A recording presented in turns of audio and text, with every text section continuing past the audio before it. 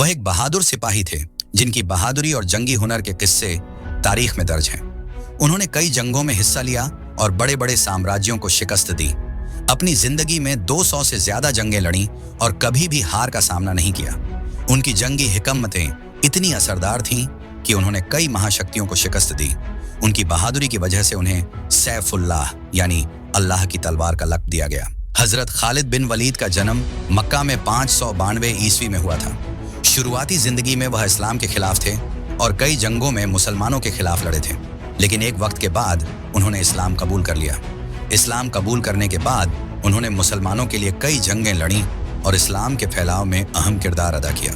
खालिद बिन वलीद की बहादुरी और जंगी हुनर को देखकर हजरत मोहम्मद सल्लल्लाहु अलैहि वसल्लम ने उन्हें सैफुल्लाह का लक़्ब दिया। इसके बाद उन्होंने शाम, सीरिया, ईरान, इराक और उर्दून जैसे बड़े बड़े इलाकों को फतह कर लिया।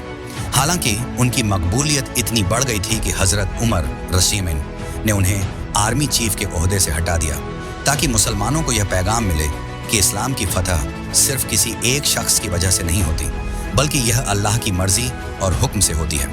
अपनी जिंदगी के आखिरी दिनों में हजरत खालिद बिन वलीद बीमार हो गए और बिस्तर पर आ गए। वह हमेशा शहादत की मौत की तमन्ना रखते थे, लेकिन मुकद्दर में उन्हें शहादत की मौत नसीब नहीं हुई। उनके जिस्म पर तलवारों और तीरों के अनगिनत निशान थे, लेकिन वह बिस्तर पर ही दुनिया से रुखसत हुए।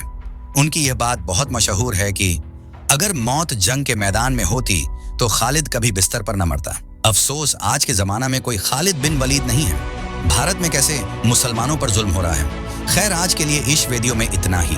और आपके किस विषय पर वीडियो चाहिए, AP कमेंट बॉक्स मुझे जरूर बताएं और वीडियो को लाइक करें। अल्लाह हाफिज।